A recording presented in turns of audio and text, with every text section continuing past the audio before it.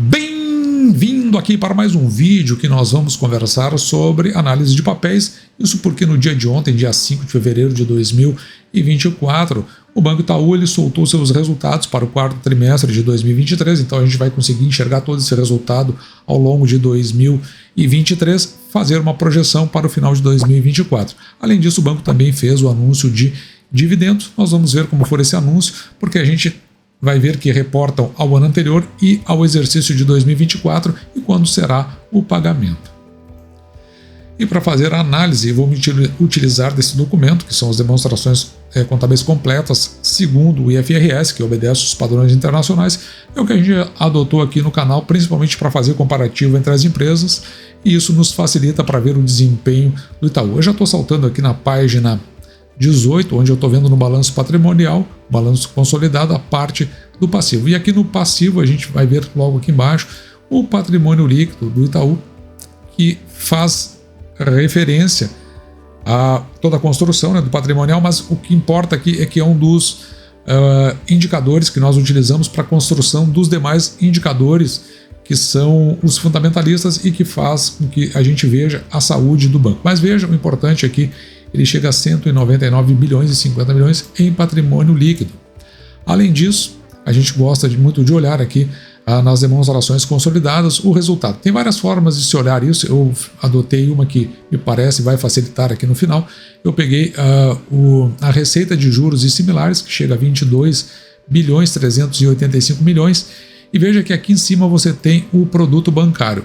É quando você toma, tá vendo esses entre parênteses aqui, isso aqui são valores negativos. Se você somar, fizer uma soma, ou seja, somar todos os que são positivos com os que são negativos, você vai chegar a 154 bilhões 971 naquilo que o banco chama de produto bancário. No resultado de juros e similares, a gente considera isso como o resultado das intermediações financeiras, que é o comumente utilizado por outros bancos. Além disso, em vários sites, ele soma esses resultados com todos esses positivos aqui e constitui aquilo que está delimitado como receita líquida. Não sei se esse é o valor mais procedente, mas de qualquer forma, qualquer um dos que você tomar, você consegue ter uma análise do ponto de vista da receita. Não vai ser digamos assim, não vai ser uma grande distorção.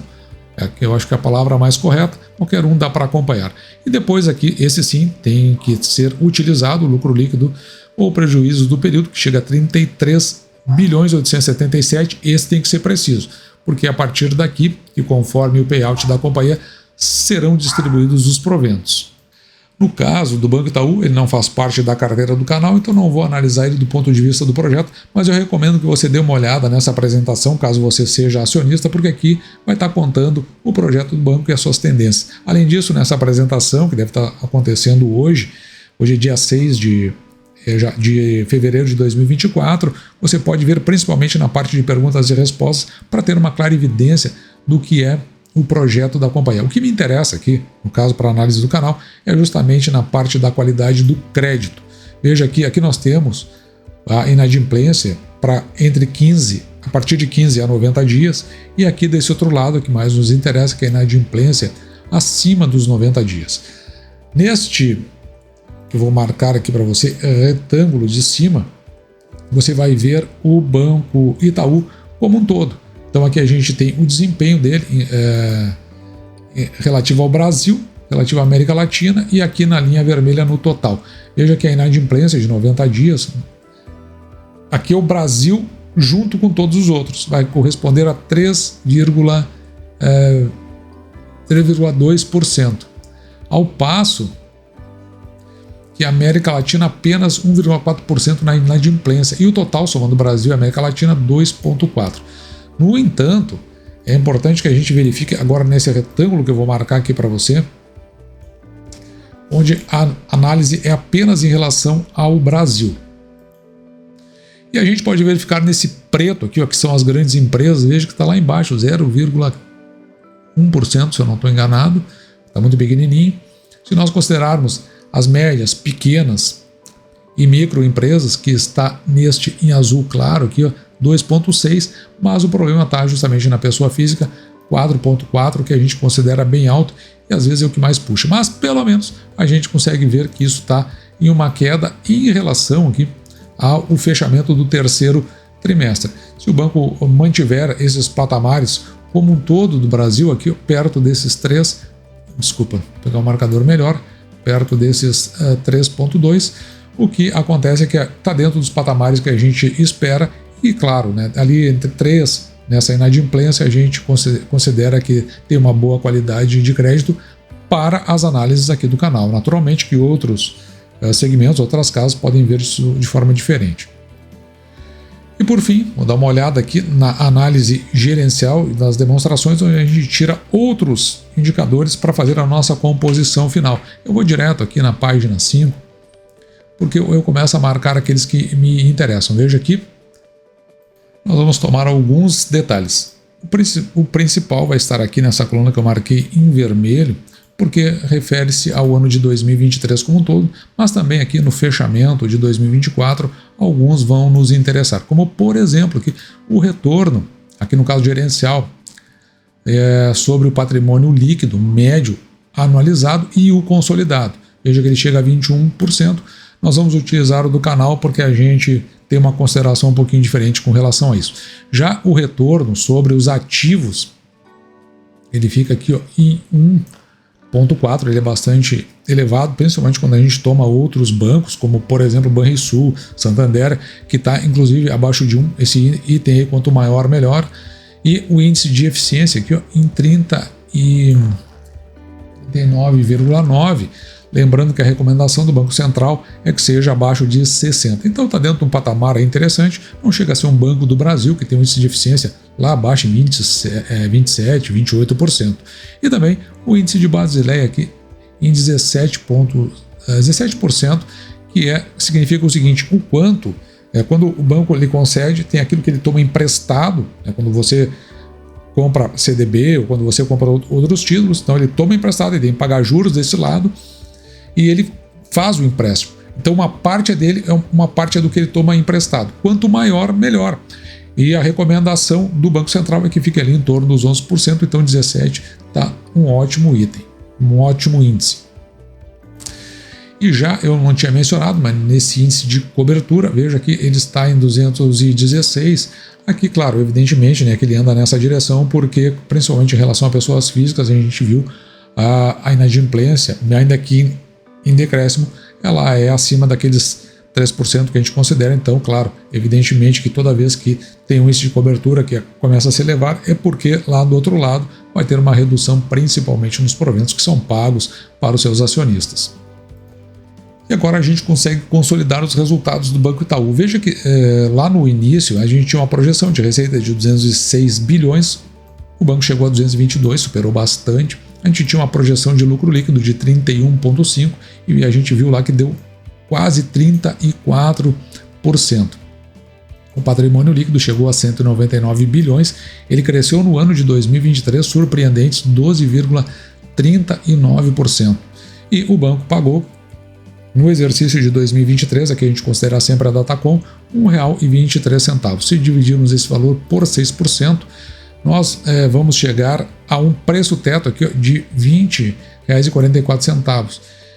Porém, no dia de ontem, dia 5, fechou a R$ 28,29, portanto acima desse valor. Se nós considerarmos o preço da ação, R$ 28,29, sobre o valor patrimonial por ação, em 1,39, quando está nesse valor aí, acima de 1, abaixo de 2, a gente considera que a ação não está nem cara nem barata.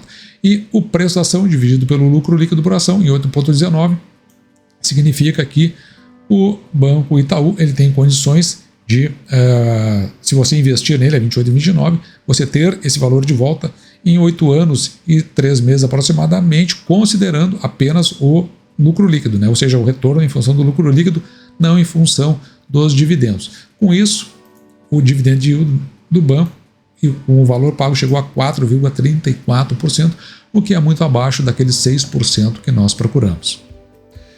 E dado esses resultados, agora a gente consegue até fazer uma projeção para a Banco Itaú para o ano de 2024.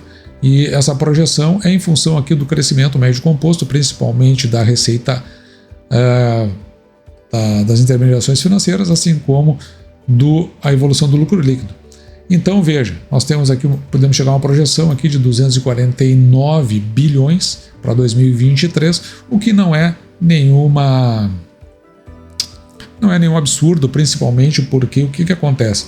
O governo atual, desse que foi colocado no Executivo do Brasil, ele tem um histórico de concessão, e está fazendo isso de novo, de concessão de empréstimos para o setor bancário a juros subsidiados.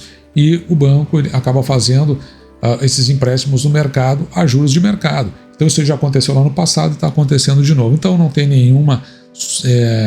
não é nenhum absurdo, né, esses 249 bilhões para o exercício de 2024. E o lucro líquido aqui em 35,5%, daí é com relação a esses 5%, com o Itaú tendo a condição aqui de pagar R$ 1,29 por ação. Para R$ 1,29 por ação, o preço teto ficaria aqui em R$ 21,48, também fica abaixo daqueles 28 que está cotado atualmente, sendo que nos últimos anos, considerando de 2019 a 2023, portanto os últimos 5 anos, pagou R$ 1,45, e mesmo tendo pagamentos mais surpreendentes, como aqui em 2019, o máximo que a gente chega aqui no preço teto é 24,21 quando a gente olha para o passado. Então a gente vai trabalhar aqui com uma ideia aqui de um preço sobre valor patrimonial por ação em 1,39, é o que já está aí mesmo em função da ação, e o resto tudo se mantém. O fato aqui é o seguinte, mesmo com esse dividendo estimado, o dividendo yield fica aqui em 4,55%, está muito abaixo dos 6% que nós procuramos, então por isso que o canal aqui não tem olhado para Banco Itaú. E aqui no final tem sempre um comparativo banco a banco, eu tenho o Itaú, nós já fizemos, a gente viu o que aconteceu com o Santander, porém o Santander ele não divulgou o seu IFRS, por isso que tem esses campos em branco. Então ainda não estou me habilitando a colocar comparativo, porque está faltando dados aqui que venham a interessar. Mas ao seu tempo deixarei isso aqui disponível no Instagram do canal, mh.investir. E como último tópico, nós temos aqui este fato relevante, e eu vou dar uma descida aqui só para a gente olhar ao que se trata, né? Porque é um fato relevante que foi publicado, como você pode ver, no dia 5 de fevereiro. Então ele traz aqui, ó, como pagamento de juros sobre capital próprio. Então, JCP. O que acontece? Que foi aprovado no dia de ontem o pagamento de dividendos, que vai acontecer aqui no dia 8 de março. Importante ficar de olho nessa data aqui, no valor de R$ 1,12 aproximadamente por ação, aqui a título de valor bruto, depois tem que ser descontado imposto de renda. Para quem tiver posição acionária, no dia 21 de fevereiro de 2024, e o montante vai aqui a 11 bilhões aproximadamente. Então, além disso, também foi aprovado pelo Conselho de Administração o pagamento, também aqui no dia 8 de 3, de juros sobre capital próprio. E veja que, para quem acompanhou o fato relevante do dia 6 de 9, vai ser de aproximadamente 26 centavos para quem tinha posição acionária no dia 18 de 9 de 2023. E também o fato relevante do dia 24 de 11 de 2023, que vai dar um valor bruto aqui de 24 centavos aproximadamente para quem tinha posição acionária em 6 de dezembro de 2023. Veja aqui, para título do canal, como eu tinha dito, né, quando a data com ela é do ano, por exemplo, aqui no caso de 2023, conta dividendos para 2023, como é o caso também desse provento a ser pago. Se você somar esse R$ 1,12 com esses outros dois proventos a serem pagos, de 22 centavos e 21 aqui aproximadamente, nós vamos chegar aqui a R$ 1,56, mas para o exercício de 2024 contará apenas R$ 1,12. Portanto, você tem então para receber aqueles R$ 1,12, não se engane, né? No dia 8 de 3 de 2024 até o dia 21 de fevereiro de 2024 para ter ações do Itaú, se isso lhe interessar. Como eu disse anteriormente, o dividend yield do Banco Itaú ele não é do interesse aqui do canal. E agora sim uma análise mais completa, já que Santander não nos apresentou os dados até o presente momento. E aí eu espero que você tenha visto como é feita a nossa análise. Você também pode fazer a partir dessas medidas que a gente adota, pode tomar como referência para que você possa olhar suas empresas e ter os dados na sua mão, olhar porque foi você que fez e em cima disso você tomar as suas decisões, porque, claro, você é o próprio produtor das suas informações. E assim a gente vai construindo ou mostrando como é feito o método que nós utilizamos no canal. Dito isso, eu vou ficando por aqui, espero que você tenha gostado. Me despeço de você, desejando que você fique com Deus e deixando, como sempre, o meu grande abraço!